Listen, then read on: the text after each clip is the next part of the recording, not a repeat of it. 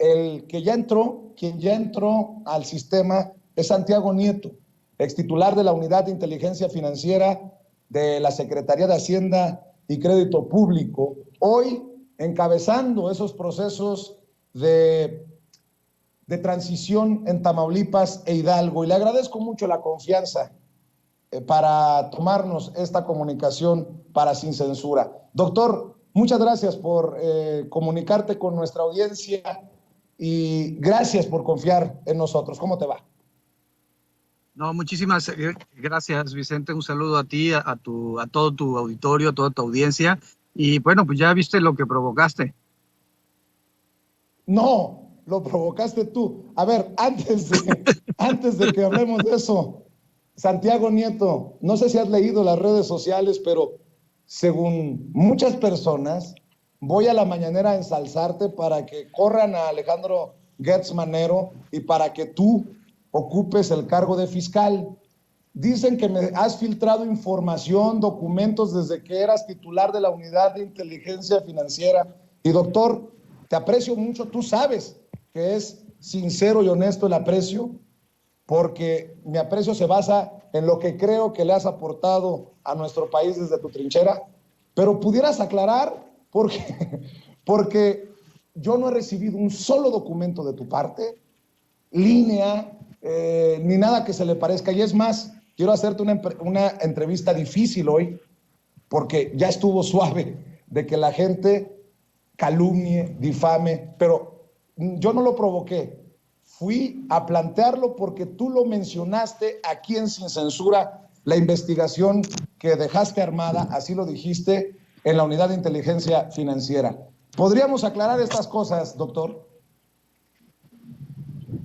Mira, yo creo que ha sido mi paso por la Unidad de Inteligencia Financiera fue una gran experiencia. Yo le agradezco mucho al presidente López Obrador que me dio la oportunidad de estar 3 años al frente de la institución. Hoy le toca a Pablo Gómez hacerlo.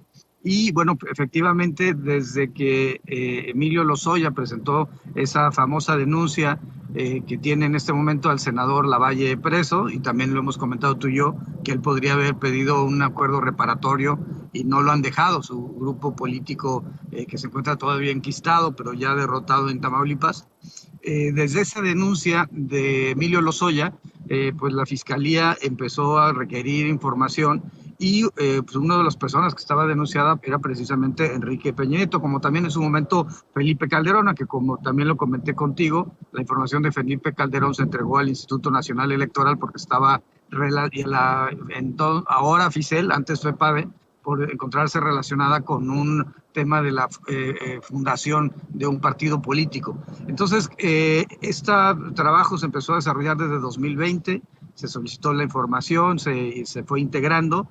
Pablo Gómez retoma la investigación, la complementa con datos de finales de 2021 y el primer semestre de 2022, y es finalmente lo que presenta con el presidente en la mañanera, anunciando que ya presentó una denuncia, lo cual, bueno, creo que sí, hay que reconocérselo a Pablo Gómez y qué bueno que finalmente no importa quién encabece las instituciones, sino que cumplan para los fines que fueron diseñadas. Y en el caso particular que se haya retomado esta investigación, y yo espero que también Pablo retome y pueda volver a plantear el asunto de cabeza de vaca, porque es algo que me parece sumamente grave, la forma como están operando. Y ahí, déjame comentarte, el presidente municipal de Morena, de Reynosa, en este momento es sujeto de una persecución, yo creo que sin precedentes, tiene una orden de aprehensión que fue dictada además, muy raro, por un juez de menores infractores, que en una semana lo hacen juez de penal, materia penal, y termina librando la orden de aprehensión para después convertirse nuevamente en juez de menores infractores. Y además solicita que se le suspendan los derechos político-electorales a Carlos Peña Ortiz, el presidente municipal de Reynosa, en contra de cualquier tipo de parámetro legal, porque el Tribunal Electoral ha sido muy claro, y si no hay pena privativa de libertad, no hay suspensión de derechos político-electorales. Es evidente que Cabeza de Vaca lo quiere remover, y es evidente que tenemos que estar volteando a ver lo que sucede en Tamaulipas. Doctor,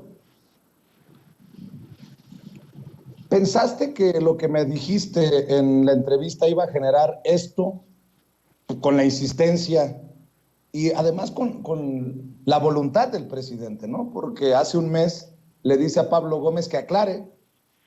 No llega Pablo Gómez y yo le digo, presidente, ya va para un mes. Y me dice, mañana. ¿Qué tan importante es que lo que se deja armado en tu caso, insisto, también hay que reconocerle a Pablo Gómez que se presenta ya como denuncia ante la Fiscalía y que hoy la Fiscalía a cargo de Alejandro Gertz Manero tenga una carpeta de investigación que todos esperamos termine judicializándose y termine llevando ante los tribunales en algo que sería histórico a Enrique Peña Nieto como expresidente de México? Desde tu perspectiva, ¿cómo lo evalúas? ¿Cómo lo aquilatas, Santiago? Bueno, yo creo que es un caso histórico. Creo que la Fiscalía tiene en este momento una gran responsabilidad histórica para poder integrar esa carpeta de investigación. Están los datos que Pablo ha hecho público respecto a las dos empresas y los miles de millones. Hay 2,000 millones, por ejemplo, que se fueron a Inglaterra, a Irlanda, a Estados Unidos en cuentas propias de la empresa, pues, con los familiares del señor Peña Nieto. Y bueno, también están los datos y las tarjetas de servicios que les pagaban, pues básicamente en efectivo al entorno cercano, a la exesposa y a familiares de la exesposa. Entonces creo que es un gran trabajo. Hay que recordar además que recientemente él adquiere la visa dorada en España por inversiones de más de 1 millón de euros, de lo que se tiene conocimiento. Y pues sí es importante que se abra un proceso que permita revisar las cosas. He escuchado recientemente algunos analistas que plantean que esto es un tema político electoral vinculado con la elección del Estado de México. Yo no comparto ese criterio, primero porque estamos muy lejos de las elecciones todavía. Esto va a ser algo que las elecciones estarán hasta el próximo, va a ser hasta junio, el próximo año, la jornada electoral en el Estado de México. Y dos, porque tampoco creo que sea necesario. Morena en todas las encuestas y sondeos de opinión va por encima de la coalición, que también para el Estado de México tiene una complejidad especial, porque tanto el PRI como el PAN quieren impulsar candidatos, y hay un componente que también es relevante, que es el componente de la paridad. Si la coalición impulsara a un hombre en Coahuila, tendría que impulsar a una mujer en el Estado de México, o viceversa. Entonces, todos estos componentes se le van complicando a la coalición para el Estado de México, y yo veo honestamente a Morena muy por encima en las preferencias electorales. Por tanto, esto digamos que era absolutamente intrascendente para efectos de lo político electoral, pero cuando tú llevas el tema a la mañanera, pues esto finalmente desemboca en lo que desembocó, en la presentación de Pablo Gómez el día de ayer, y en todos los análisis que estamos haciendo el día de hoy para darle seguimiento social, pues en la medida en que esto es posible, a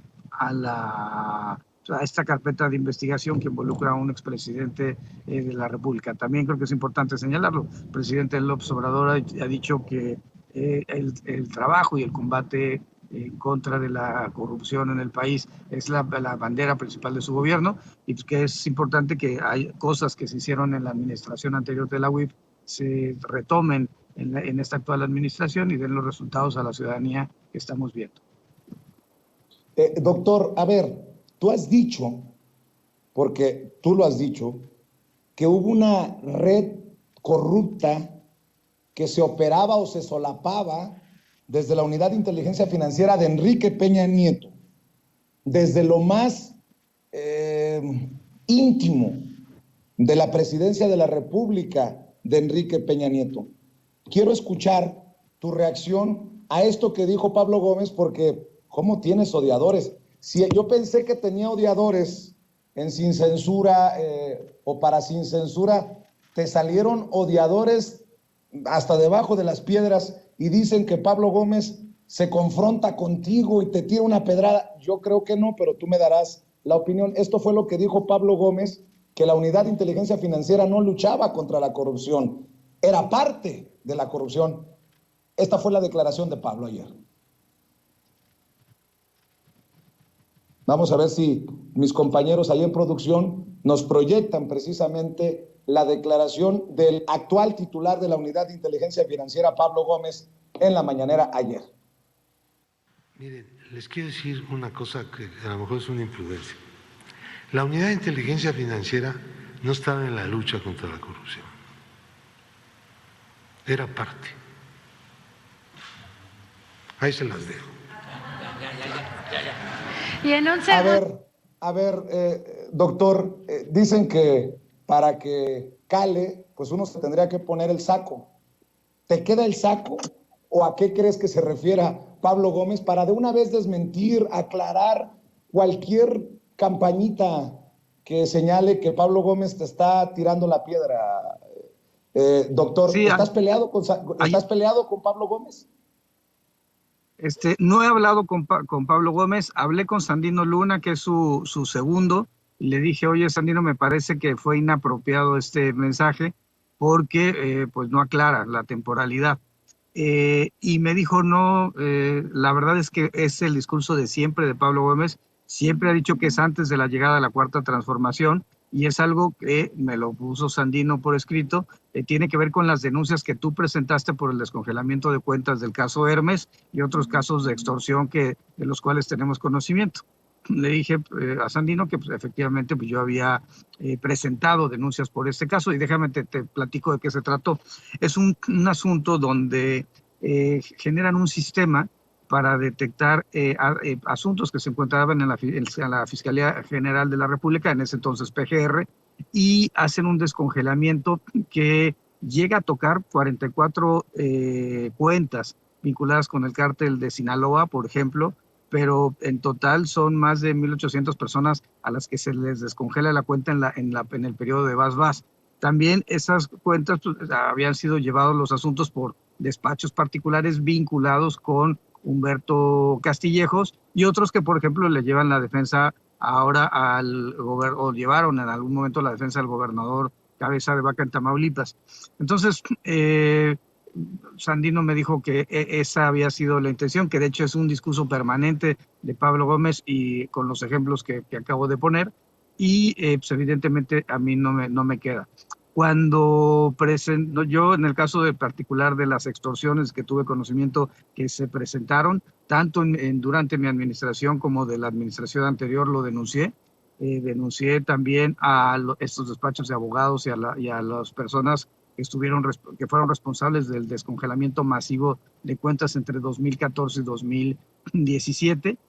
Y bueno, por supuesto que también se utilizaron denuncias en el ámbito de la responsabilidad administrativa por el manejo que se había tenido de la Dirección de Procesos Legales, y presenté incluso alguna denuncia contra el extitular de la PGR, el encargado de despacho de la PGR, que había sido también director de Asuntos Internacionales y Normativos de la UIF antes de irse a la propia PGR. Entonces, se trató en todo el trayecto que yo tuve al frente de la Unidad de Inteligencia Financiera. Tuvimos inclusive la detención de personas que estaban desarrollando actos de extorsión, que trabajamos de forma conjunta con Ernestina Godoy, y en todos los casos de descongelamiento realmente fueron en esa época de Vas. Después, pues Medina Mora cambiaría el criterio, como sabemos, y en el criterio de Medina Mora, pues se benefició a estos despachos.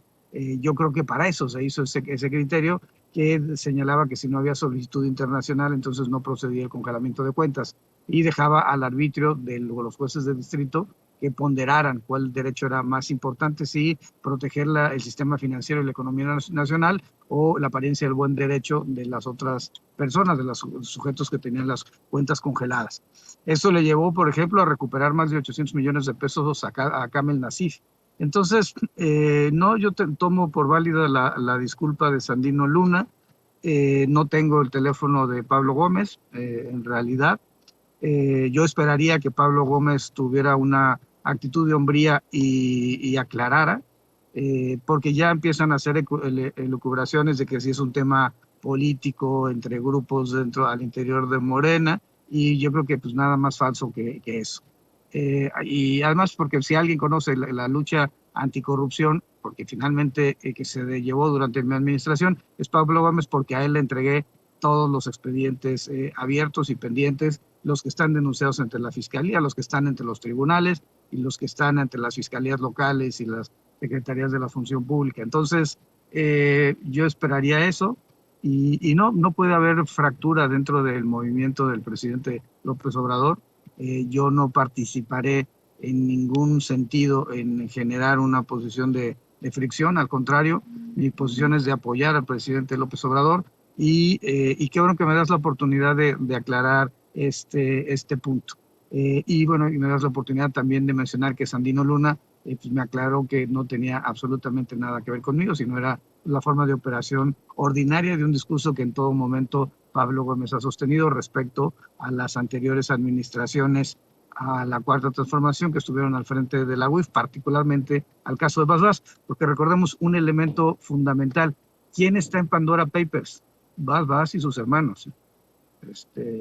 No estoy yo, no está mi esposa, están los Bas y sus hermanos. Están gente del entorno cercano de Peña Nieto, incluyendo los empresarios que él estuvo apoyando durante su sexenio. Hay gente vinculada al Partido de Acción Nacional. Entonces, no creo que pues está el ex procurador Murillo Karam. Entonces, no, yo creo que la 4T no debemos de prestarnos a este tipo de cosas y bueno, ni en un sentido ni en otro.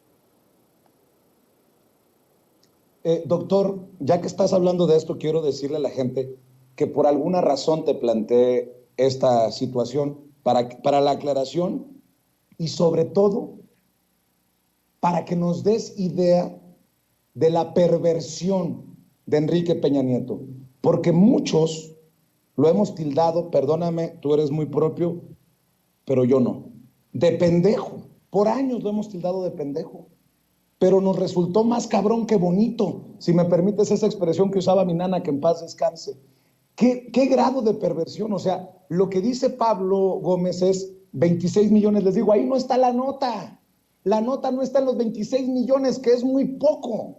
La nota está en los contratos del gobierno, del hombre que encabezaba México a empresas con las que tenía vínculos. Eso sí es corrupción. Y lo que tal vez nos puedas aportar, porque dame tu opinión de los dos tweets, por ahí los deben de tener los compañeros en producción, los dos tweets que manda Enrique Peña Nieto desde España, desde su millonaria vida en España, que fue lo que a mí me hizo, te soy sincero, fue lo que me hizo encabronar, y fue por eso que te saqué el tema cuando te entrevisté y que me dijiste de la investigación. En relación con la denuncia presentada en mi contra por la Unidad de Inteligencia Financiera, estoy cierto que ante las autoridades competentes se me permitirá aclarar cualquier cuestionamiento sobre mi patrimonio y demostrar la legalidad del mismo. Dentro de los procedimientos legales, expreso mi confianza en las instituciones de procuración y administración de justicia. ¿De qué tamaño es el cinismo de Peña Nieto al escribir esto? Si de algo me siento complacido, dices tú que ya ves lo que provocas, me dices, pues de haber resucitado a este cabrón, doctor, con todo respeto, qué cínico, porque me imagino que esto que presenta Pablo Gómez podría ser nada más la puntita del iceberg. Sí, a ver, yo creo que faltaría, por supuesto, completar la investigación y en varias vías. Como hemos comentado, hay un boom importante de adquisición de bienes inmuebles en Estados Unidos por parte de la clase política mexicana. Pero, y ahí está, por supuesto, Cabeza de Vaca, y ahí está Lozano, etcétera. Pero el otro bloque importante de mexicanos comprando es en Madrid y en Barcelona. Recientemente se hizo el conocimiento inmueble que tenía el abogado de Peña Nieto en el Four Seasons en Madrid, cerca de la Puerta del Sol, y también se ha hecho pues, el conocimiento que adquirió Enrique Peña Nieto, la visa dorada. Hay que recordar que, pues, de dónde viene Enrique Peña Nieto y cómo fue su gobierno. Enrique Peña Nieto finalmente forma parte del Grupo Atlacomulco, llega a gobernador del Estado de México, y pues es un estado con una cantidad impresionante de recursos, y de ahí obtiene la presidencia de la República a través de un proceso en donde hubo financiamiento ilícito a la campaña electoral. Esto es algo que el INE no ha querido reconocer ni avanzar en las investigaciones. Alguna vez presenté les pedí una vista de la información que teníamos del caso Odebrecht y terminaron desechándolo en la comisión respectiva, porque no llegó el asunto al Consejo General del INE. Pues en realidad ha sido como una actitud de no querer ver que en 2012 hubo un exceso de recursos públicos y privados, incluyendo, por supuesto, Odebrecht. A partir de ahí, digamos, hubo un financiamiento ilícito a los procesos electorales de Enrique Peña Nieto, del gobierno de Enrique Peña Nieto, por lo menos en 3 vías. Por un lado, grupos de delincuencia organizada financiando campañas en el ámbito municipal en varios estados de la República. Por otro lado, el financiamiento de empresarios, grupos empresariales, como el propio caso de Odebrecht, para financiar la campaña electoral. Recordemos que Lozoya recibe $10 millones de esta empresa brasileña en diversos pagos, tanto para el tema personal como para el tema de la campaña. Y bueno, finalmente tenemos el tema del peculado electoral, del desvío de fondos, bienes y servicios para fines electorales. Ahí se encuentra la estafa maestra, ahí se encuentra Operación Zafiro, ahí se encuentra, creo yo, aunque eso faltaría confirmar la última parte, todo el caso de la viuda negra. Son miles de millones de pesos que fueron desviados de sus fondos originales hacia campañas electorales y hacia el patrimonio de diversas personas, ¿no? Entonces, lo que sucedió durante el peñanietismo fue una especie de pacto de impunidad marcado por la corrupción. Es decir, los acuerdos eran acuerdos de mantener el régimen de corrupción imperante a cambio de no ir sobre nadie. Y los casos, en realidad, que se presentaron ante el debate público fue cuando se lograron alternancias en el ejercicio gubernamental. Por ejemplo, el caso de Roberto Borge en Quintana Roo, el caso de Javier Duarte en Veracruz. Llegaría también a presentarse en fecha ya en esta administración el asunto de Roberto Sandoval en Nayarit y de Vieitia, que fue un asunto que también desde la UIF me tocó a mí encabezar la investigación. Entonces, ¿qué pasó con el peñanietismo? Pues fue un modelo que el pacto de gobernabilidad era el dejar que cada quien generara actos de corrupción, siempre y cuando pues, se beneficiara electoralmente al régimen. Y ese hartazgo de la sociedad mexicana, aunado al carisma de Andrés Manuel López Obrador y a la fortaleza del sistema electoral mexicano, dieron como resultado que en el 2018 se cambiaran los parámetros de la transición democrática, y de hablar de un sistema de partidos con 3 partidos relevantes. Tenemos un sistema de partido predominante con Morena hoy en día, y dejamos atrás la etapa de los gobiernos divididos que tuvimos desde el 97 al 2018, y hoy tenemos un gobierno que está acompañado mayoritariamente en el Congreso, no con mayoría calificada, pero sí con una mayoría relativa en la composición de la Cámara de Diputados y Diputadas y del Senado de la República. Entonces hay una transformación social, y la transformación social deviene, de mi punto de vista, de que la sociedad mexicana se hartó de todos los temas de corrupción. Y estamos hablando del peñanietismo, pero también eso se podría replicar en menor escala, pero en el análisis, por ejemplo, de Genaro García Luna durante el gobierno de Felipe Calderón, o de algunos otros actos que realmente fueron generadores de altos niveles de corrupción. Hoy en día creo que estamos en esto, y bueno, creo que es importante lo que se hizo ayer por parte del presidente de la República de hacer público, ¿no? La democracia, decía Bobbio, es el ejercicio del poder público en público, y pues fue importante que se señalara que esta investigación existía y que Pablo Gómez ha presentado la denuncia correspondiente. Y que ahora está en manos del fiscal general de la República buscar que se judicialice y lo que venga. solo porque lo acabas de mencionar, doctor, y porque recuerdo que ayer también lo mencionó, ahí estuve, no participé en la conferencia, pero ahí estuve al pendiente en la parte de atrás del Salón Tesorería en Palacio Nacional y escuché a Pablo Gómez, el actual titular, decir que se tenían muchas cosas, palabras más, palabras menos, sobre García Luna.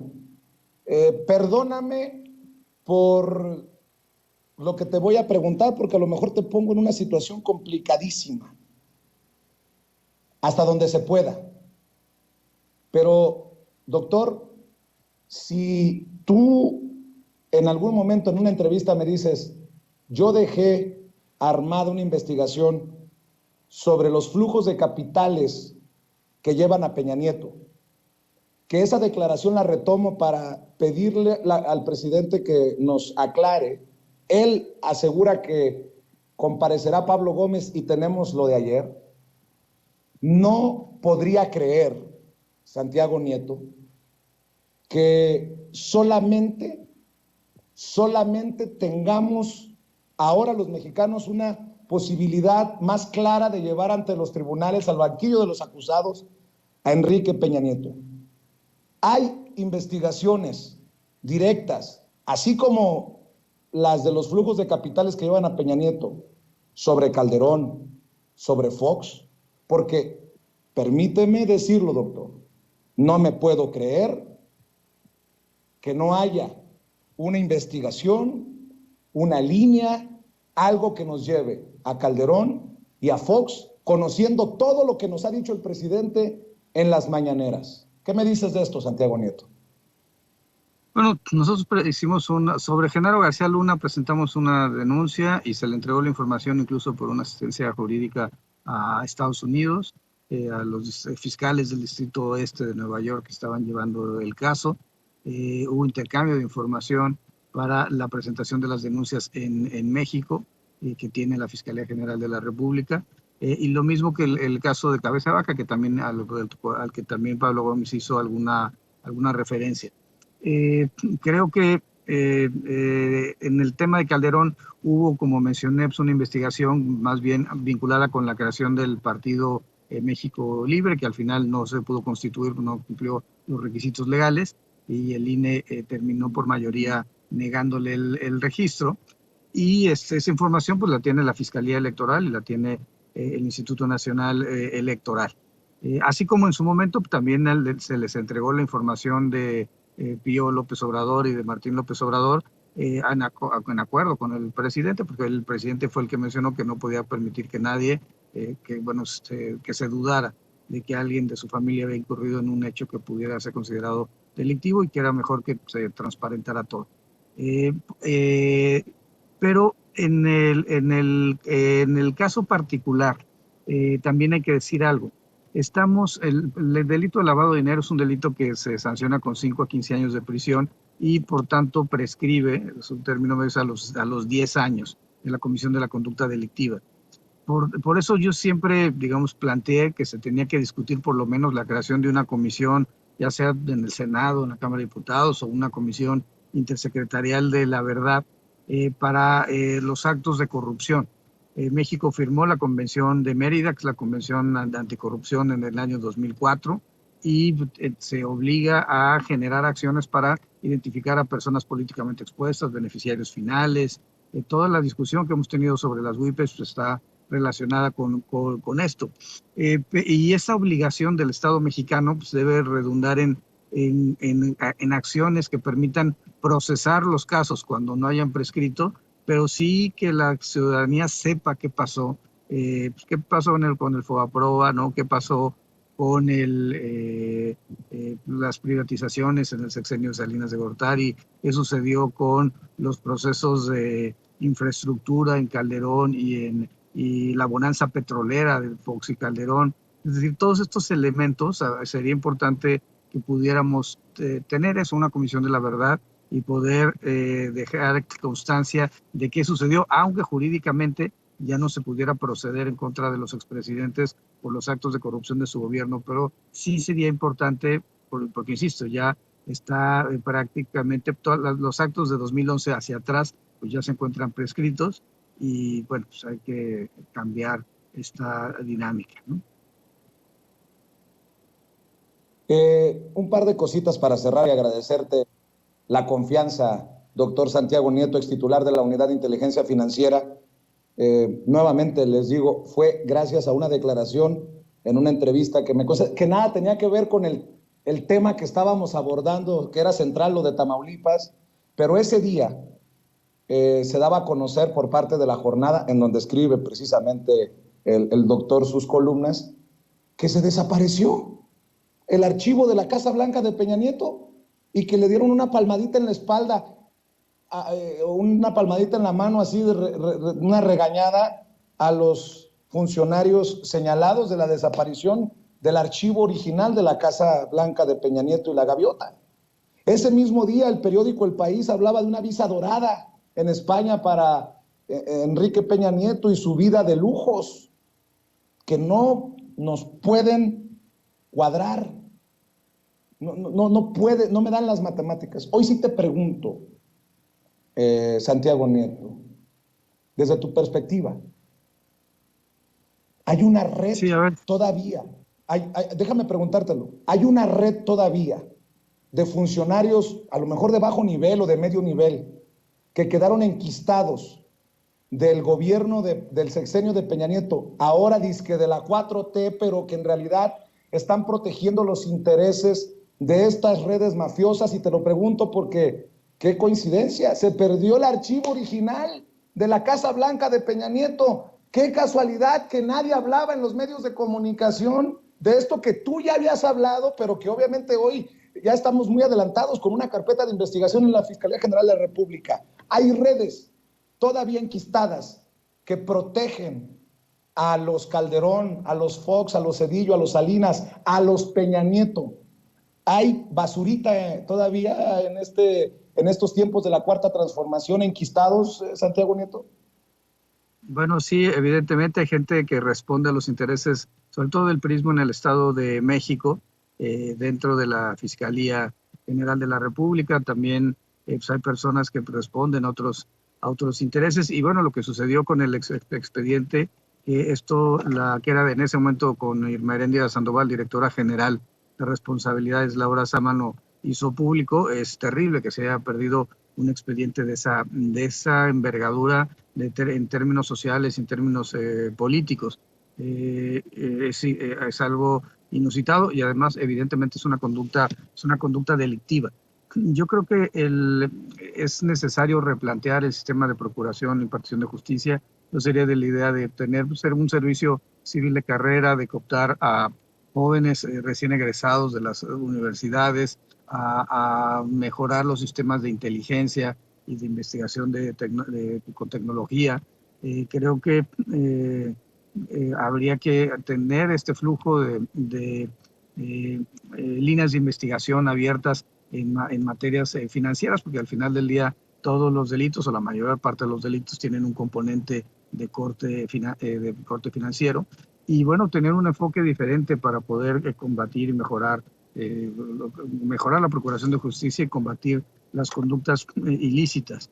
Creo que en todo momento esto es un proceso pues, de transformación fundamental del país que ha encabezado el presidente López Obrador, y por supuesto hay procesos en donde hay cosas que se les ha dado una mayor jerarquía y sobre todo en términos cronológicos. Por ejemplo, pues el tema de los programas sociales era uno de los temas centrales de la agenda del presidente López Obrador, y creo que el tema de procuración de justicia se pensó que con la Fiscalía Autónoma se resolvía el problema. Yo soy de la idea que los sistemas de procuración de justicia deben tener una relación directa con los ejecutivos, porque finalmente se trata de un tema que es muy sensible a la ciudadanía. Y si me permites plantearlo así, ¿cuáles serían los elementos que un partido de izquierda, un gobierno de izquierda tendría que estar impulsando? Por supuesto, educación, por supuesto, salud, pero también seguridad. Y eso son, creo que, lo que tendría que caracterizar a un gobierno de izquierda. ¿Qué sucedió con el neoliberalismo? Con esta corriente ideológica que las personas de Chicago, Milton Friedman, estuvieron provocando. ¿Tuvieron razón en algo? Sí, hubo mayor crecimiento económico. Sin embargo, el gran error, y por eso América Latina tiene este giro a la izquierda en prácticamente todos los países, es que no pudieron distribuir la riqueza en todos los grupos sociales. Para el presidente López Obrador esto era fundamental, la idea de los programas sociales para poder disminuir las desigualdades sociales o por lo menos matizar las enormes carencias de determinados grupos de la sociedad mexicana, pero creo que en el tema de la Fiscalía Autónoma yo sería de la idea que debe tener una relación, de que la autonomía tiene que ser en relación de la función que se desempeña y no del órgano como tal. Porque prevención, inteligencia, seguridad pública, procuración de justicia, impartición de justicia y ejecución de penas forman parte de un todo que es una política criminal de Estado y que tiene que estar conducida por el Ejecutivo en un sistema presidencial como es el mexicano, porque eso es lo que dice nuestra Constitución. Entonces, yo creo que habría cosas que hay que evidentemente cambiar. Yo lo digo desde la perspectiva académica, que es donde estoy en este momento. Por supuesto, estoy apoyando las transiciones en el estado de Hidalgo y en el estado de Tamaulipas. Me preocupa mucho el control y el ataque que están recibiendo, la presión que reciben los magistrados del Tribunal Electoral de Tamaulipas. Y bueno, pues esperamos que eso se pueda corregir y que se sientan seguros de que pueden resolver conforme a derecho y sin presión de este grupo político que además le ha hecho muchísimo daño a nuestro país. Para cerrar, te pido una reflexión, doctor, para cerrar y agradecerte tu generosidad. Le digo a la audiencia que ya nos está esperando Epigmenio Ibarra, quien también seguramente tiene mucho que aportar sobre lo trascendental de este caso dado a conocer por el presidente y por Pablo Gómez. Déjame cerrar con esto que te voy a poner sobre la mesa. Me dijiste al inicio de esta conversación, ¿ya ves lo que provocas? Bueno, ahí va. Provocador al fin. Desde tu perspectiva, tú fuiste perseguido en tiempos de Peña Nieto y seguramente no les agrada mucho Santiago Nieto por lo que hizo como titular de la Unidad de Inteligencia Financiera. Desde tu perspectiva, haremos historia en México y veremos sentado en el banquillo de los acusados finalmente a un expresidente como Enrique Peña Nieto con todo lo que se ha dado a conocer. ¿Da para eso? Y tu labor en la transición de gobiernos como el de Tamaulipas e Hidalgo, también, desde lo que tú sabes, llevará a Peña Nieto, porque a mí no me vengan con cuentos. El PRI en Hidalgo, enquistado y que pierde una de las joyas de la corona en las pasadas elecciones, y el PAN, ¿cuántas veces lo hemos platicado de las redes de corrupción y redes inmorales de Cabeza de Vaca y sus secuaces? Estos dos casos, Hidalgo y Tamaulipas, nos llevan también al imperio de corrupción de Peña Nieto. Doctor, para cerrar, te pido que respondas a esto que te pregunto. A ver, muy breve, yo diría que en el caso de Enrique Peña Nieto es importante que sí, que la Fiscalía de encontrar elementos lo lleve ante los tribunales. Es importante también que se respete su presunción de inocencia, las reglas del debido proceso, y yo sí soy de la idea de que en temas de corrupción, pues los servidores públicos tenemos en general un umbral de protección menor que el de las otras personas. Yo ya no soy servidor público, pero en términos de la normatividad internacional, hasta que uno deja 3 años de ser servidor público, sigue siendo persona políticamente expuesta y por tanto los controles tienen que ser mucho más estrictos. Del caso de Tamaulipas ha sido pues vergonzosa la actitud del gobernador, la forma como ha estado atacando a los presidentes y las presidentas municipales de Morena, cómo cambió la normatividad del Congreso para que no pudiera designar Morena un presidente de la Junta de Coordinación Política, cómo cambió y hizo la ley y se generó designaciones para que no pudieran ser nombrados los directores de los organismos de agua, y bueno, finalmente cómo dotó a una Fiscalía General en un hecho sin precedentes, salvo Nayarit, donde el fiscal era a su vez titular de la Secretaría de Seguridad Pública, y bueno, eso realmente generó un halo de impunidad y de corrupción que llevan a que hoy en día Sandoval y Vieitia, los creadores de este diseño, se encuentren en la cárcel, uno en México, otro en Estados Unidos. Y en el caso particular y por tanto, la posición del gobernador Américo Villarreal es que se tiene que hacer justicia.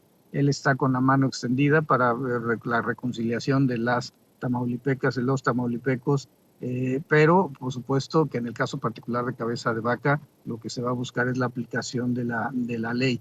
Y el gobernador Américo Villarreal ha planteado que hay que regresar al Estado de Derecho. En el caso particular de Hidalgo, la posición del gobernador saliente Omar Fayad ha sido muy distinta. Tuvimos un encuentro en donde el gobernador electo Julio Menchaca se inició el proceso de transición, y donde el mensaje de ambos gobernadores, digamos, en funciones que está por terminar y el electo, fueron en el mismo sentido. Las personas que hayan traicionado la voluntad y la confianza de las y los hidalguenses, que se encuentren, que generaron algún acto de corrupción, pues van a ser sancionados, y se me ha pedido en ambos casos que yo participe en las investigaciones un poco por mi perfil profesional.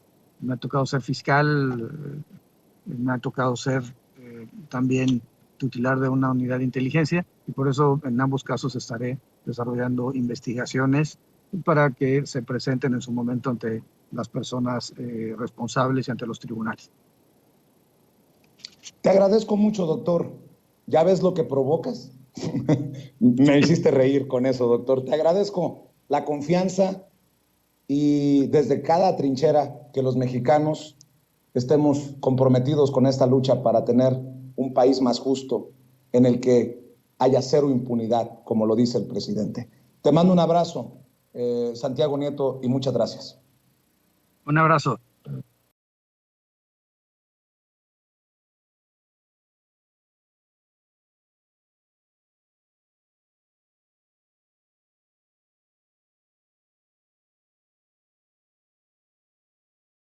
Llegó también el maestro Ricardo Sevilla. ¡Qué programón! Señoras y señores, gracias por apoyarnos. ¿Cómo estamos cerrando la semana? Con puro cuarto bat, y le agradezco a Ricardo Sevilla que nos acompañe, tal vez un poco más tarde que de costumbre, luego de la entrevista a Santiago Nieto, luego de la presentación de Pigmenio Ibarra, de Daniel Marmolejo. Y déjame iniciar con esto, maestro, antes de que hablemos de la mierda en el periodismo. No lo digo yo, lo dijo el Papa y lo dijo el presidente. Bueno, no dijo mierda, pues, pero sí dijo caca. O sea, por ahí va la cosa. Antes, maestro Ricardo Sevilla, antes de entrar con ese tema, te saludo con mucho gusto, el maestro Ricardo Sevilla, periodista independiente, columnista del diario Basta y miembro de esta familia sin censura. Buenas tardes, Ricardo. Buenas tardes, querido Vicente, público memorioso. Pues aquí, listos para hacer a la víbora chillar. Bueno, ahí te va. Leo a Laura Sánchez Ley, periodista, autora del libro Aburto, Testimonios desde Almoloya, trabaja en Expedientes Secretos en Milenio TV, pero lo que publica hoy también es cabrón. Hoy, no ayer, no hace una semana, hoy. Y a Laura Sánchez Ley la respeto por sus investigaciones y su constancia en el tema del asesinato de Luis Donaldo Colosio. Escuchen nada más lo que publica. La Fiscalía General de la República, encabezada por Alejandro Gersmanero, finalmente, después de años de denunciar inconsistencias y violaciones en el caso Colosio, reabrirá el caso.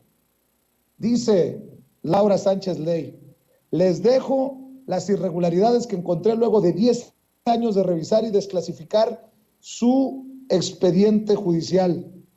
La sentencia del caso está sustentada en una declaración, la de Graciela González, novia de Aburto. Sin embargo, al ver los careos encontramos que se retractó y dijo que Aburto nunca le confesó el asesinato, sino que la Policía Federal la obligó a firmar unas hojas.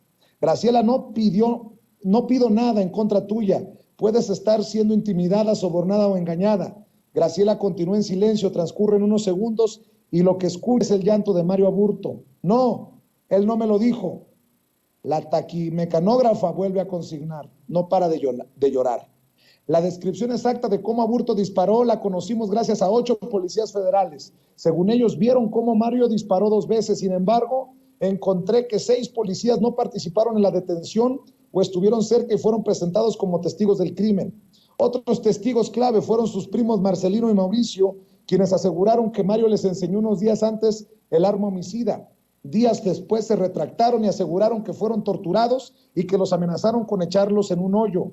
Evidentemente, la Fiscalía General de la República tendrá que buscar a José Antonio Sánchez Ortega, un agente del CISEN, quien fue detenido con sangre en su chamarra y plomo en las manos, y aún así fue liberado a las 3 horas de ser detenido el 23 de marzo de 1994. Y es que primero Sánchez Ortega aseguró que no iba armado el día del magnicidio, ya que dentro del trabajo que realizaba no se le permitía portar armas de fuego. El dictamen firmado por 4 peritos concluyó que en las manos de Sánchez existía la presencia de plomo y bario. Para mí, evidentemente, tiene fines políticos electorales. Además, las cajas de pruebas están destruidas o echadas a perder. Lo dejaron morir. Las balas andan regadas en una caja. Yo las recogí. Además, que muchísimos de los involucrados han muerto. Consigna en Twitter esta periodista Laura Sánchez Ley. Pues parece que las cosas se empiezan a mover, mi querido Ricardo Sevilla. Sí, las cosas empiezan a moverse y ojalá tomen un cariz más investigativo. Aquí es importante lo que está haciendo Laura Sánchez Ley, a quien yo también respeto, a pesar de que trabaja en Milenio, a pesar de todo eso, pues ha logrado también un cierto prestigio periodístico muy distinto a lo que hace su compañera de un lado, que es Azucena Uresti. Aquí estaríamos ante un fenómeno inédito, una periodista que está escarbando sobre el caso Colosio, pues es muy relevante estas pruebas, las fotografías que está compartiendo en este hilo, es algo que nunca quedó muy claro. Un libro, y aquí a lo mejor voy a recibir el abucheo general, pero Héctor Aguilar Camín escribió un libro que se llama Colosio, y ese libro, que me parece de lo mejor que escribió Aguilar Camín, no así sus novelas, no así lo que publica en Exo, sino en ese libro hace una investigación donde salen a relucir nombres incómodos, incluso por ahí, además de Manuel Camacho Solís, sale a relucir el nombre de Marcelo Ebrard.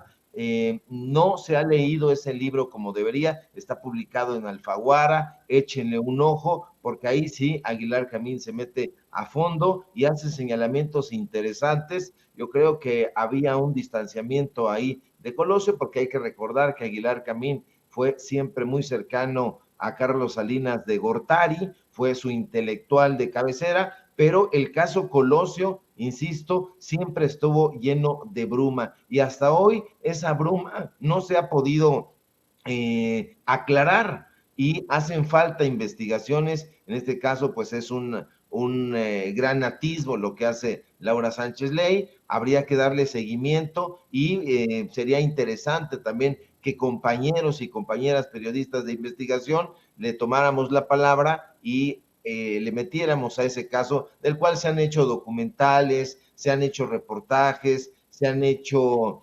inferencias, pero que no está aclarado por completo. Y esto que dice de haberlo dejado morir, pues bueno, es un señalamiento que deja la víbora chillando, y estaremos muy, muy atentos. También vamos a revisar a ver qué es lo que podemos encontrar, porque de eso se trata el periodismo de investigación, no de salir en primer cuadro, no de hacer un show mediático, sino de tratar un poco de renunciar a los reflectores y ponernos a investigar, ponernos a escribir, ponernos a esclarecer, para que se lleve a cabo una investigación colectiva. Eso es lo que hace falta en este país, en este gremio, donde ya parece que el periodismo de investigación se ha convertido en otra cosa, y pues bueno, todo el mundo quiere tener columnas de opinión, todo el mundo quiere participar dando su punto de vista, pero han renunciado a los datos duros. Entonces, esto que está haciendo Laura Sánchez Ley, insisto, me parece de la mayor relevancia.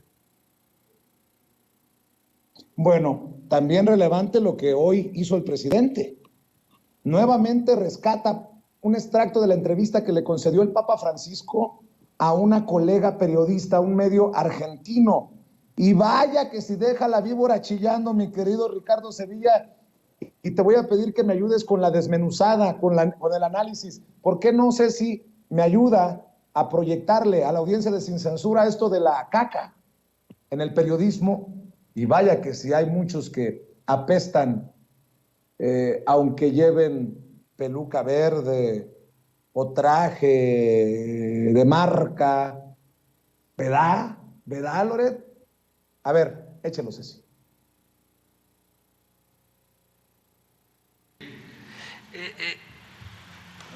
Es sobre los medios de comunicación y aplica para todo el mundo.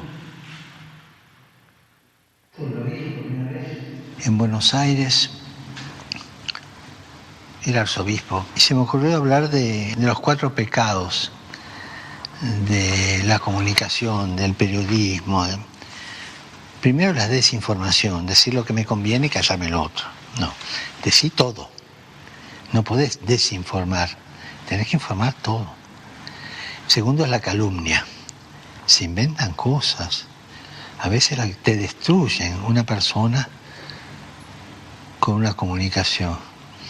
Tercero es la difamación, que no es calumnia, pero quizá una persona que en otra época la pensó de esta manera, pues su pensamiento cambió y qué sé yo, traerle lo que ya cambió. Es como si a vos, adulto, te trajeran los pañales sucios de cuando eras chiquito, ¿no? Es decir, era chico, era así, pensaba así, cambió, ahora es así, no difamar. Y el 4 pecado es la coprofilia. Es decir, es el amor a la caca, el amor a la porquería, ¿no? O sea, buscar ensuciar, ¿no? Buscar el escándalo por el escándalo, ¿no? Mi querido Ricardo Sevilla, necesitamos de que nos ayudes a desmenuzar el nivel de las declaraciones del Papa y el mensaje tan duro desde la mañanera del presidente Andrés Manuel López Obrador. Muy interesante, Vicente, y claro que sí, hay que ver con lupa y hay que escuchar punto por punto todos estos presupuestos que hace el Papa Francisco, el líder de la Iglesia Católica. Pues recuerda cuando era arzobispo allá en la ciudad de Buenos Aires, y donde se le ocurre hablar sobre lo que él denominó los 4 pecados de la comunicación y del periodismo. Y hay que coincidir plenamente con el Papa porque coloca, fíjate, en primer lugar la desinformación, que de acuerdo con su definición, pues es solo aquello que conviene decir al informador y callar todo el resto, todo aquello que no concierta ni se empareja con sus intereses. En ese punto es muy interesante lo que dice el argentino Jorge Mario Bergoglio. Dijo que un comunicador tiene que informar todo, y tiene razón. El comunicador no debe guardarse nada. Si está en contra de lo que él imaginaba o pensaba o sospechaba, no importa. El periodista tiene que informarlo todo, no tiene que esconder nada, ningún matiz. Ahora, el segundo pecado, de acuerdo con el jefe del Estado del Vaticano, es la calumnia, donde los periodistas, digamos en este caso, en el caso mexicano, los pseudoperiodistas, y que nosotros hemos definido como sicarios de la pluma, inventan cosas para destruir mediáticamente a la gente, a las personas. Ahora, el tercer pecado del pseudoperiodista, llamémosle así, de acuerdo con el religioso, por cierto, Vicente, de extracción jesuita, coloca la difamación, que según su analogía no es precisamente calumnia, pero sí se le asemeja mucho. Y ahí pone un símil muy interesante. El Papa, que tiene una sagacidad profunda, dijo que estos comunicadores no entienden que la gente cambia y por ello prefieren ridiculizar a las personas sin entender que el pensamiento cambia, el pensamiento muda, dependiendo, por supuesto, de la época y de la madurez. Pero los pseudoperiodistas no reparan en eso. Ya sabemos que son básicos, que son primitivos y no les importa. Entonces es cuando exhiben a la gente descontextualizando todo el escenario, como quien exhibe, lo dice el propio Papa, a un adulto que de niño trajo los pañales sucios. Entonces, no es posible que una persona básica como un periodista o sicario de la pluma diga, es que esta persona antes pensaba así o asá. Por supuesto que cambiamos y que mudamos de pensamiento, porque no es igual cuando éramos niños, cuando éramos bebés y traíamos los pañales cagados, lo que pensábamos, lo que creíamos, cómo veíamos el mundo, a cuando ya crecimos y aún así en la época adolescente, en la época de madurez, en la época de vejez, vamos mudando de pensamiento. No se trata de que seamos personas diferentes. ¿Nos equivocamos? Por supuesto que nos equivocamos. Es una condición sine qua non de la humanidad. Pero eso no lo entienden estos personajes. Es que López Obrador antes era priista, por supuesto, y se fue del PRI porque ya no le vino bien esa ideología. Lo decía ante una pregunta estúpida que le plantearon el líder surrealista André Breton, un periodista tipo de los corresponsales que abundan por ahí. Usted dijo esto en este momento, pero hace 2 años dijo lo siguiente. Entonces André Breton le dijo, entonces usted me está acusando de que yo cambio de ideas como quien cambia de zapatos. Dice el periodista, sí, en efecto, usted cambia de ideas como quien cambia de zapatos. Entonces Breton le responde magistralmente, tiene razón, yo cambio de ideas como quien cambia de zapatos porque no puedo andar con los mismos zapatos toda la vida. Y eso es lo que deben entender, Vicente. Una persona no puede andar calzando las mismas chanclas toda la vida. Si unos zapatos ya envejecieron porque las ideas envejecen también, entonces las cambias y punto. De ahí que el presidente López Obrador, pongamos por caso, pues ha confiado en personajes que decían haber cambiado y que no cambiaron, pero también ha confiado en personalidades que ya no tenían la misma ideología, ya no tenían el mismo punto de vista antes y cambiaron. Es el caso, por ejemplo, de Manuel Bartlett. Manuel Bartlett, pues sí, en un tiempo fue salinista, fue el poderosísimo secretario de Gobernación de Carlos Salinas de Gortari, pero ahora y desde hace tiempo ya cambió su perspectiva política, su manera de hacer las cosas. Entonces no nos podemos poner puristas. Ahora, como cuarto pecado del pseudoperiodista, el Papa, y que por cierto, Vicente, sabe bastante de analogías, puesto que fue profesor de literatura y psicología en la Escuela Jesuita Inmaculada Concepción allá en Santa Fe, colocó lo más interesante, la coprofilia, que según dijo, y dijo bien, es el amor a la caca, el amor a la porquería que solo busca ensuciar y escalar al escándalo. Y tiene razón Vicente, el jerarca católico. Recordemos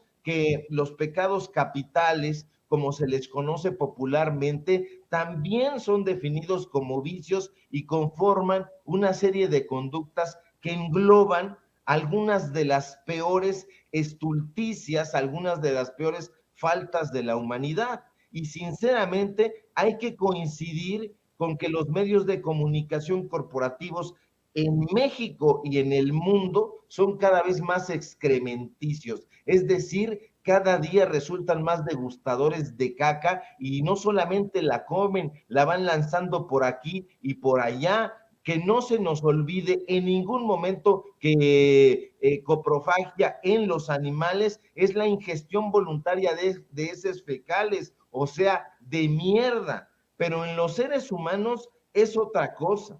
Y ahí se trata de una parafilia que es considerada como una suerte de fetichismo y que consiste en la excitación producida por las heces. Y los periodistas que trabajan en las empresas de comunicación de Eli Ortiz, El Universal, de Junco de la Vega, El Reforma, de Manuel Arroyo, El Financiero, o de Olegario Vázquez Aldir, de Imagen, parecen estar muy excitados ingiriendo mierda, y lo mismo hacen, aunque ellos digan que son cercanos a la Cuarta Transformación, los empleados de Ricardo Salinas Pliego en Televisión Azteca, los empleados y las empleadas de Emilio Azcárraga en Televisa. Esos consumidores de caca, Vicente, gozan y se solazan difundiendo informaciones falsas que son diseñadas para hacerse pasar por noticias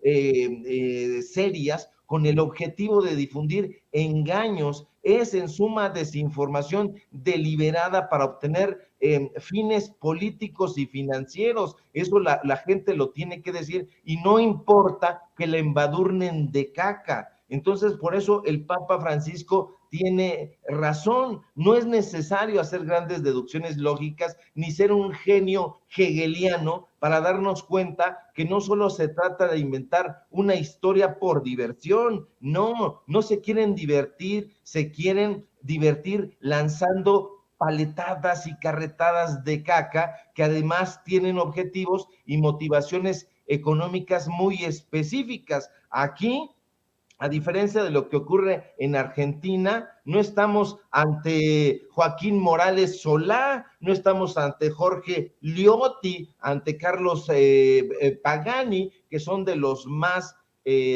periodistas más destacados e influyentes allá en Argentina, ¿no? Aquí estamos ante Pascal Beltrán del Río, ante Loret de Mola, ante Ciro Come Mierda. Fíjate ahora que así le dicen, pues tiene razón y calza muy bien con lo que dijo el Papa Francisco. Las fake news llenas de caca siempre, Vicente, generan un daño muy grave a las dinámicas sociales y eso lo sabe la oposición. Y cuidado con ese sucio fenómeno porque es demencial y bueno, pues intentan enlodar, llenar de caca los espacios informativos. Yo creo que llegas a Televisa, llegas a Imagen y vas a encontrar ahí, como tú dices, hedores fecales. Definitivamente se trata de una lucha de la verdad contra la mentira, pero sobre todo de una lucha de higiene informativa contra la mierda.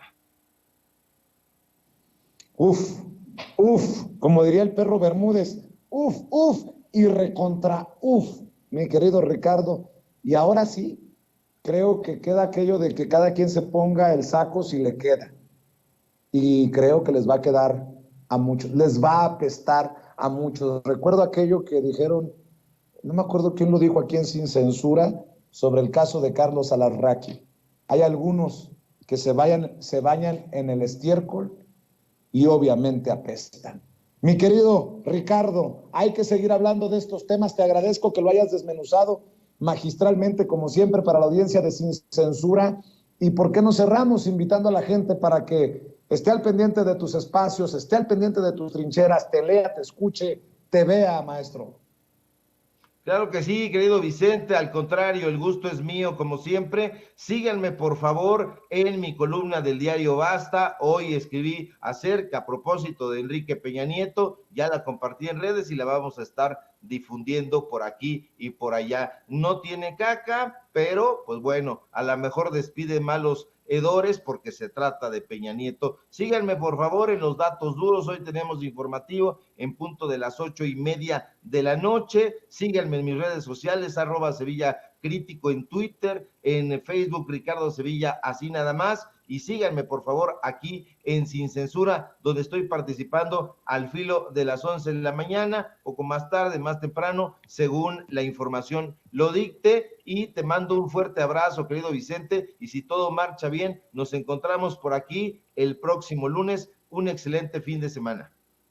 Igualmente, maestro, el maestro Ricardo Sevilla hablando con nosotros sin censura, y seguimos.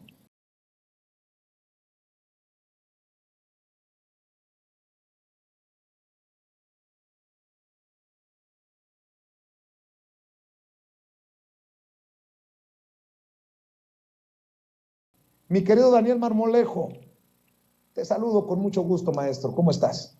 Bien, Vicente, qué gusto saludarte, atento a este importante programa, que como diría el doctor Santiago Nieto, es consecuencia de tu presencia en la mañanera, que puso en alto el periodismo de combate y las importantes aportaciones que hiciste en tus reflexiones con el presidente, que te dio muy buen espacio, y quien además en su segunda intervención al día siguiente de tu participación, con la presencia de Pablo Gómez, director de la Unidad de Inteligencia Financiera, se refirió a ti como compañero, lo cual es muy significativo ante la duda de si te había mandado una bola ensalivada en tu participación con él.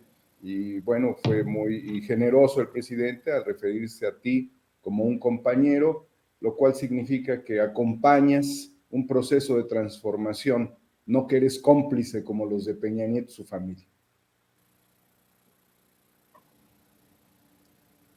Gracias, Sí, maestro. sí. Y gracias, maestro. Perdón que también tengo problemas en ocasiones para escucharte. Desde esta trinchera que te digo, vine a visitar en las zonas más pobres de México. Porque además de preguntar en la mañanera, además de proponer temas, pues está el pueblo, la gente de a pie, que también tenemos a ver, déjeme plantearlo, que es el más importante y tenemos que escucharlo. Mi querido Daniel, ayer conversábamos, reflexionábamos, le comentaba a la gente, y creo que mucho de lo que me decías, de lo que reflexionabas, tiene que escucharlo la gente. ¿Cómo ves esta situación que tiene literalmente, si no ensartado a Peña Nieto, sí muy comprometido a Peña Nieto, maestro? Le está llegando la hora a Peña Nieto, Vicente, es una consecuencia de la enorme corrupción que se ha venido tejiendo en el PRI, no en fechas recientes, quizás hubo una pausa en la corrupción, pero desde los tiempos de Miguel Alemán, de manera muy evidente, con toda la corrupción que hizo, que ha llegado en beneficios, en el caso de Miguel Alemán, a la tercera generación, al nieto, quien es prófugo de la justicia. Por ahí pudiéramos comenzar. Miguel Alemán Valdés corrompió desde la esfera del poder político presidencial, se apropió del control del turismo, se adueñó de enormes cantidades de tierra en el Estado de México, en Ciudad Satélite, fraccionó una parte del bosque de Chapultepec, donde hizo su fundación, con el desarrollo del proyecto de la Universidad Nacional Autónoma de México, la ciudad universitaria, obtuvo muchos beneficios, es más, se puso hasta su propia escultura, eran megalómanos, y posteriormente también se apropió de enormes espacios de territorio en lo que se denomina Acapulco Diamante, y tuvo el control turístico cuando ya fue expresidente. Ese es el nivel de corrupción que dejó el PRI para las futuras generaciones, que pudo haber tenido en algún determinado momento una pausa, que ya no fue la corrupción tan escandalosa, pero después vinieron las masacres estudiantiles. Y esas masacres también le dieron a los priistas ese ejercicio del monopolio de la violencia contra el pueblo, contra los opositores a un régimen históricamente corrupto y despiadado. Y esto Peña Nieto, recordarás, lo aplicó en Atenco, esa mano dura priista, y la corrupción al estilo Miguel Alemán también la aplicó como la había aplicado su tío, Ricardo Montiel. Y dentro de todos ellos, el sistema se perfeccionó al grado de generar enormes endeudamientos y en estos hoyos sin fondo, encontrar personas que los ayudarían a estructurar y salir victoriosos empinando al pueblo.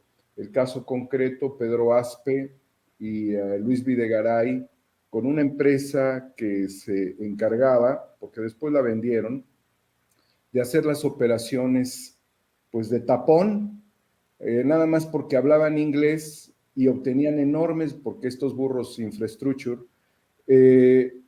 no lo digo porque hablar inglés no sea la diferencia, sino porque el talento de estos personajes, muchos de ellos del ITAM, estaba marcado específicamente por su manejo del idioma y porque podía negociar las deudas de los estados, y así lo hicieron. Entonces eso permitió que el tío de Peña Nieto adquiriera enormes propiedades. Alguna vez escuché en un campo de golf, en boca de gente muy poderosa, que había comprado un castillo. Yo no sé si compró un castillo, que estaba entre Francia y España. Pues ahí por ahí anda Andorra, ¿no? Pero al margen de esto que decían empresarios, la realidad es de que Peña Nieto continuó con la obra mafiosa del tío. Lo elevó a un grado superlativo y Luis Videgaray fue quien operó. Bien ha hecho una referencia el doctor Santiago Nieto sobre cómo Peña Nieto dejaba que todos robaran, que todos se fueran dependencia por dependencia, estado por estado, municipio por municipio. Entonces, lo que se vivía en México durante el peñanietismo fue un saqueo generalizado, Vicente, que se traduce en pues, el encarcelamiento de Duarte en Veracruz, con su esposa que está ahí en el tema de la extradición, pero no fue ni el único ni el último saqueo. Vinieron otros saqueadores y se terminó simplemente de evidenciar el prianato en esto que fue la llamada, el llamado pacto por México, que era contra México, y surgen figuras retóricas, altamente retóricas y mediáticas, altamente mediáticas, como Ricardo Anaya, que dicen, pues si este pendejo es capaz de robar, pues yo también. Empezaron a hacer sus fórmulas, sus confabulaciones y sus alianzas políticas como consecuencia del pacto y de haber entregado bienes de la nación a empresas privadas. ¿Por qué no recordar la figura de Ruiz Esparza, el secretario de Comunicaciones y Transportes, ahora que se analiza el esquema defraudador de Peña Nieto a través de empresas que él constituyó, relacionadas con el sector farmacéutico y particularmente con Baxter? Operaciones de 12,000 millones, 11,000 millones, querido Vicente. ¿Cuánto no obtuvo Peña Nieto con OHL? ¿Cuáles fueron las operaciones que Ruiz Esparza generó? Que además se dice, ya en términos un poco fuera de, que tenía un amorío con un personaje femenino que se encuentra en prisión. La realidad es de que Peña Nieto recibió mucho dinero de Duarte, el Yavidú, Javier Duarte de Veracruz. Recibió mucho dinero de muchos gobiernos estatales y recibía mucho dinero de las operaciones concesionarias y de pues todo el trato preferencial que también derivó en las subrogaciones en diferentes sectores. ¿Ves, por ejemplo, en el caso del IMSS relacionado con las compras mayoristas y favoreciendo a las empresas que tenía interés Enrique Peña Nieto? Y te das cuenta, querido Vicente, que no se ha acabado la corrupción porque quien fuera director del IMSS durante el periodo de Peña Nieto, un año, Miquel Arriola, es el presidente de la Liga BBVA MX, ¿no? Que además tiene esta Liga Mexicana, un banco español, que antes había sido un banco mexicano y que los españoles compraron, si mal no recuerdo fue Probursa, y ahora es BBVA, la Liga de Fútbol Mexicano. Y dentro de esta corrupción generalizada, lo que tú fuiste a mover a la mañanera, Vicente, es el clamor popular. Y yo no estoy de acuerdo con la posición del presidente de mirar para adelante. Claro, claro que sí, pero esos costales en la espalda hablan de un aparato de justicia que favorece la impunidad de los grandes capos, de los grandes criminales, tanto los de cuello blanco como de los políticos. Y esta situación de perversión del sistema, que ya te dije particularmente quién la proyectó de la forma más tremenda, donde también hubo una devaluación del peso en el gobierno de Miguel Alemán, y que te habla de esa cepa priista que tiene pues una transmutación muy, muy gruesa, evidentemente en el Estado de México, Vicente, que estaría en juego. Lo que tú destapaste es la necesidad de que se haga justicia en contra de los expresidentes, porque yo apenas en mi reflexión tuiteaba que Boris Johnson dimite como primer ministro en el Reino Unido, Vicente, dimite. Es decir, que estás viendo que el mundo está reflexionando sobre los expresidentes, sin hablar de juicios inventados, porque también ha habido lawfare contra Lula, destituyeron a Dilma, sin hablar de lawfare contra Cristina Fernández, hablando de los que realmente importan, Vicente, Boris Johnson dimite. Sarkozy fue procesado por corrupción, Vicente, el presidente Sarkozy de Francia. Condenan a Fujimori, ¿sí? Alan García, que es del mismo tiempo de Calderón y de Peña Nieto, terminó suicidándose por la corrupción de Odebrecht, que lo iba a llevar inmediatamente a prisión, prefirió suicidarse.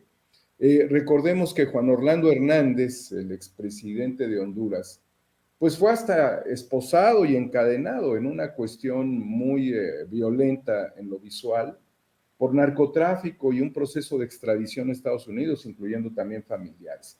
¿Cómo es posible, Vicente, que a 4 años, cuando estas operaciones fueron demostradas, se lleve una carpeta y se esté analizando la judicialización de la misma?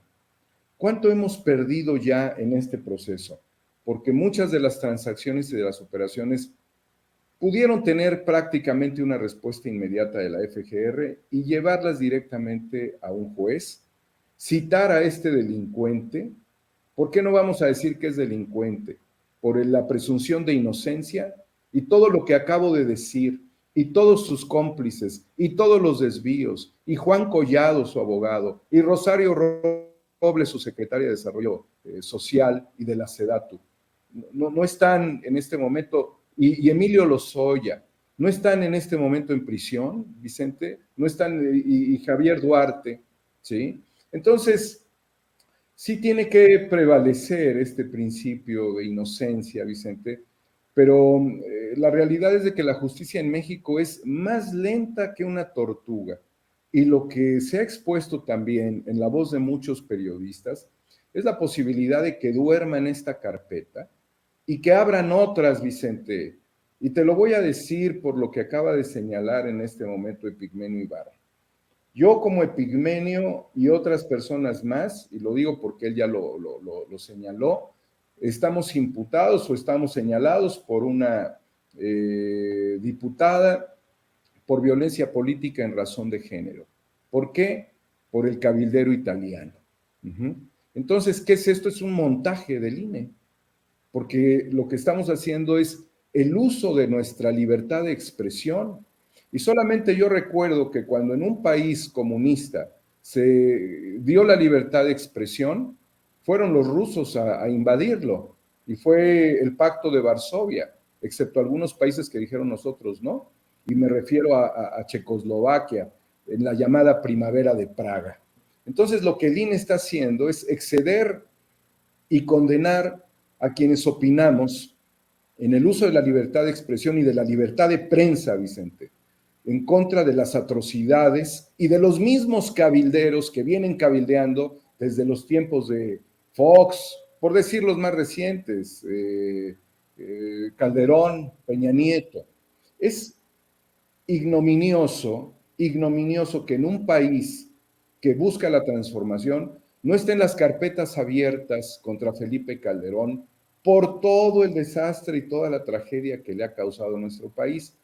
Y hasta resulta obsesivo que se hable todos los días de ellos en la mañanera, Vicente, y que no haya un proceso de judicialización. Entonces, es un asunto político que nada más queda en lo político, pero que no se judicializa. ¿Por qué? Porque el fiscal no ve las mañaneras, ni le importa. ¿Para qué? Prefiere echarse un cafecito, estar tranquilo, ver qué va a suceder con sus propios intereses, que es por los cuales ha litigado. Yo no dudo, Vicente, que evidentemente hay criminales de cuello blanco, como se les denomina, que en este momento están enfrentando procesos. El caso de Juan Collado es emblemático, porque le diste en el clavo al operador financiero del PRIAN. El proceso que ha seguido Ángel Junquera, que estaba vinculado con el gobernador de Baja California, con Billy Álvarez, con Miguel Alemán, pues también es un caso muy significativo, porque estos se disfrazaban con toga, con birrete, se ponían un montón de medallas y lanzaban discursos desde el púlpito de los colegios de abogados ilustres. Es significativo. Pero en realidad yo creo, Vicente, que lo que ha hecho la FGR es el 10% de lo que se pudo haber hecho. Por lo tanto, dudaría yo que hubiese un maxiproceso. Lo que demuestra la participación de Santiago Nieto hoy contigo, las reflexiones que has venido haciendo con él y lo que han podido y lo que pudiste expresar al presidente en términos de una investigación, de una carpeta abierta, demuestra a un abogado de la UNAM, y el fiscal es un abogado de la Libre de Derecho, y en la Libre de Derecho egresó Felipe Calderón, y en la Libre de Derecho fue rector el abogado Ignacio Morales Lechuga, quien también ocupa un protagonismo contra el presidente. La realidad, Vicente, es que seguimos confrontados con el sistema judicial, que a quienes quieren judicializar es a nosotros, Vicente, a gente como Epigmenio, como tú, como tu servidor, a quienes quisieran desaparecer es a nosotros, que en realidad somos una voz que circula solamente por estos espacios, que tenemos que estarnos protegiendo las 24 horas del día ante la posibilidad de sufrir un atentado. Y que en el medio de todas estas discrepancias, estos desgraciados sigan impunes, bañándose en las albercas en Mónaco, y aquí estemos tratando de ver hacia el futuro. Aquí mi reflexión al presidente es de que sí hay que ver al futuro, pero hay que quitarnos los costales del pasado. No se puede cargar con esos costales y hay que llevarlos ante las autoridades. Quien tiene que hacer justicia es la autoridad judicial, los tribunales de la ley. Y ahí es en donde se debe de resolver este asunto que tú le expusiste al presidente por algo que puntualmente son las investigaciones que inició el doctor Santiago Nieto, que merece todo nuestro respeto y nuestro reconocimiento, Vicente. Bien por ello, bien Daniel, por ello, Vicente. Déjame nada más mencionar esto.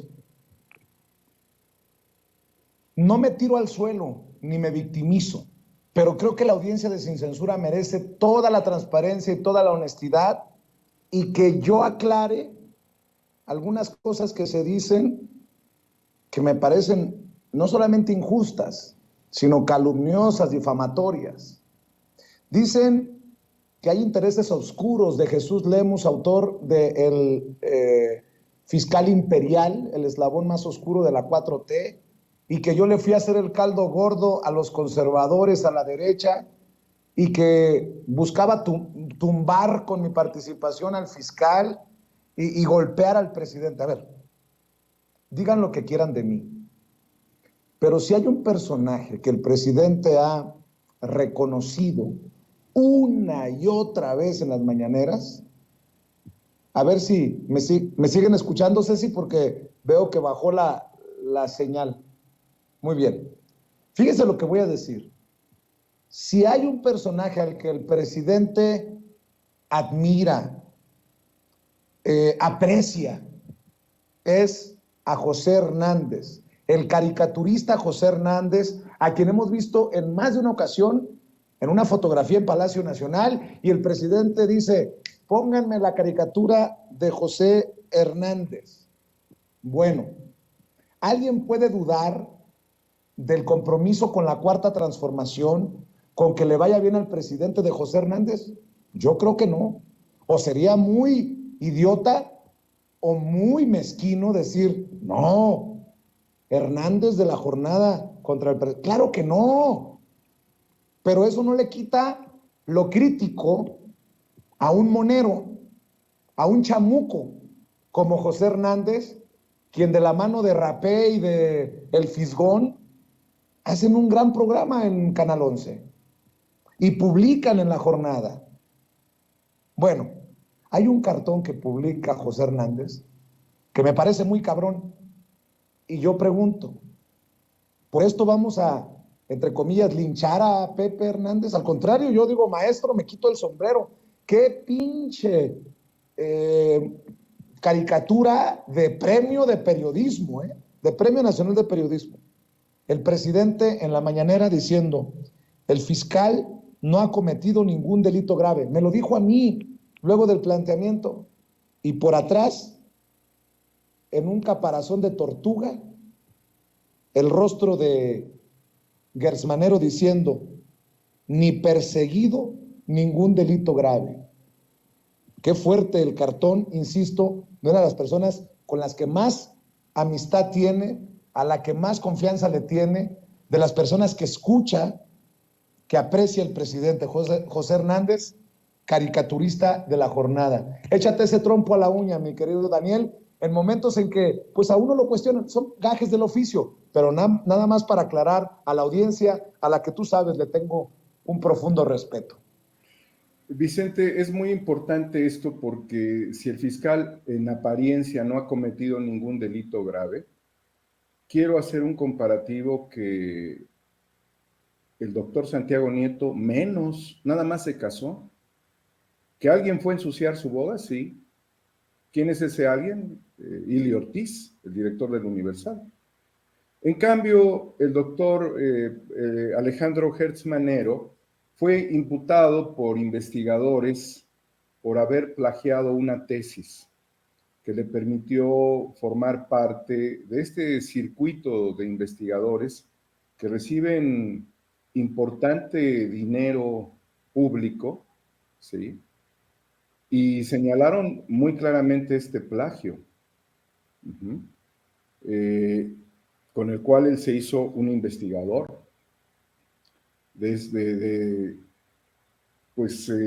Estos investigadores que son del más alto nivel de nuestro país. El litigio que hizo en favor de sus intereses con el dinero, buscando el dinero del hermano, Vicente, atropellaba a mujeres hasta de 90 años de edad, a la suegra. La situación de cómo persiguió a esta familia rayaba prácticamente en querer mover a las máximas instancias, que ahí es en donde se rompe, desde mi punto de vista, la figura del fiscal imperial. Porque si algo hizo la Suprema Corte de Justicia, ¿sí?, fue concederle la libertad a estas personas, quienes afirmaron que le estaban fabricando delitos el propio fiscal. Yo no sé si eso es una cuestión grave o no, le preguntaría yo al presidente, ¿no? Igualmente salieron notas de que tenía más de 100 vehículos de lujo. yo no lo puedo afirmar, simplemente fue una nota que se publicó. Y en toda esta situación te preguntas, ¿por qué casas en España? ¿Por qué operaciones con Andorra? ¿Sí? ¿Qué tipo de alucinamiento puede llegar a tener un personaje de estos niveles que finalmente quedan en una cápsula que el presidente definió muy bien contigo, Vicente, como si fuese un organismo público autónomo, ¿no? Y no porque tengas que tener un fiscal carnal, sino porque terminas a un hombre encapsulado, en donde están personajes de los tiempos de García Luna, de la extinta Procuraduría, ¿sí? Gente de Medina Mora, están allí, Vicente, están allí. Entonces, realmente la caricatura de Hernández dibuja que el fiscal tiene ciertos amarres con su pasado por sus propios intereses, como ha quedado demostrado, y que qué tanto estos intereses pueden, por ejemplo, en el caso de Peña Nieto, afectarlo a él al también ser propietario de algunos inmuebles, creo que son 3 en España. Me pregunto yo también. Ahora, ¿por qué no cuestionarse, Vicente, a las figuras más importantes de este país cuando tienen casas aquí y allá y tienen una función pública? Y dices, bueno, ¿y esos bienes qué haces? ¿Los rentas? ¿Qué haces con esos bienes? ¿Los explotas? ¿Los aprovechas? Porque si los aprovechas y vas a disfrutarlos, pues no te da tiempo de realizar tu actividad pública, ¿no? Entonces, desde lo que pudiera ser esta alma mater, de la cual el exrector Ignacio Morales Lechuga manda señales, porque no las manda nada más por lo que él es como un personaje, un notario público, sino como el exrector de la misma universidad, en donde estuvo Calderón, en donde estuvo Hertz Manero, ¿sí? ¿Qué significa todo esto que el Monero nos expone con algo que es categórico, Vicente? Y que también me llevo a la pregunta, ¿qué tiene que ser un delito grave? Cuando sin cometer delito alguien presenta su renuncia, porque no cometió ningún delito, y cuando quien se le cuestiona, desde su cargo se va contra los investigadores del CONACYT y los señala como si fueran criminales, Vicente. ¿Qué uso de la ley de manera facciosa es esa? En tanto que a Calderón no lo tocan, ex libre de derecho, ¿no? En tanto que Salinas de Gortari, quien contribuyó a la enorme riqueza de Carlos Slim, y Slim es producto de todo esto, Vicente, y de Slim hay muchas cosas que decir, que comprometen recursos federales en este momento, grandes obras en este momento, y el tema de la línea 12 que a todos nos duele en este momento y desde que ocurrió, ¿sí? Nos lleva necesariamente a la reflexión de que este señalamiento del Monero Hernández estaría vinculado realmente con, viendo la caricatura, que la veo yo aquí, ¿sí? Con algo que es ni perseguido ningún delito grave, ¿sí? Porque entonces lo que está haciendo es dormir todo a favor de determinados intereses. Sí insistiría yo en la reflexión del presidente de que sí hay criminales de cuello blanco, pero no son suficientes para una transformación. Y quienes debieran estar no están.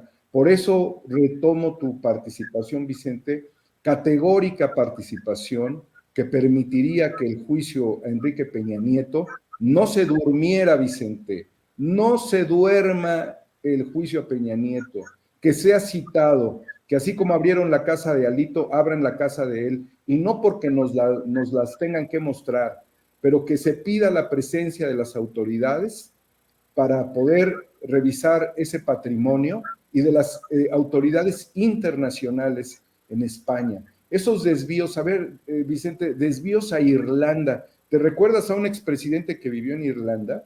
Desvíos a Estados un pelón Unidos. orejón. Desvíos a España, ¿sí?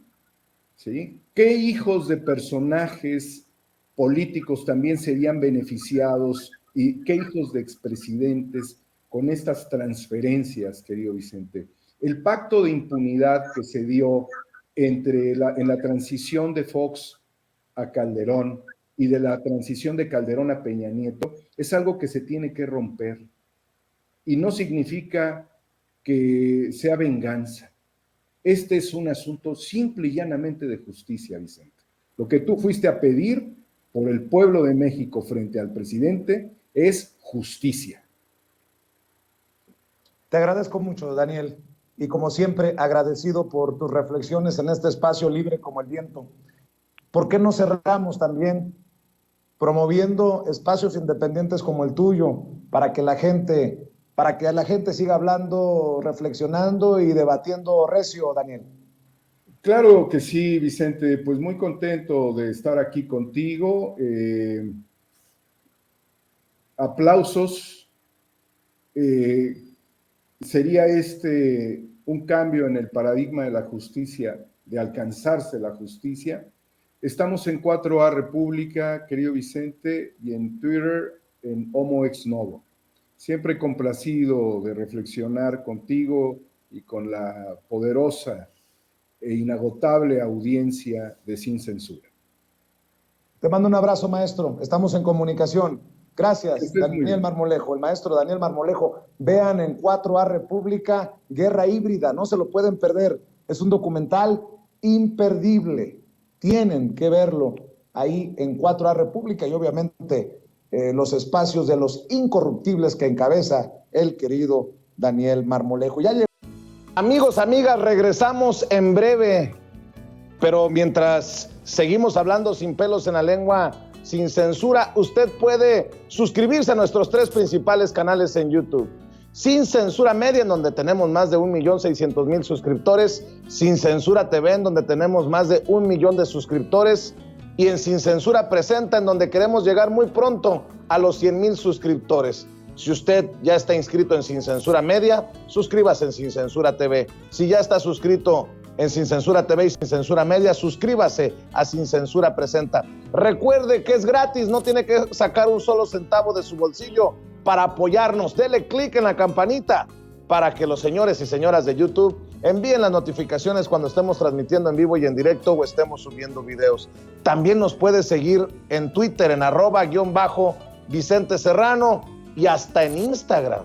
Ojo, también estamos en Instagram. Son nuestras redes sociales y con el apoyo de ustedes seguimos creciendo, porque con ustedes todo, sin ustedes nada.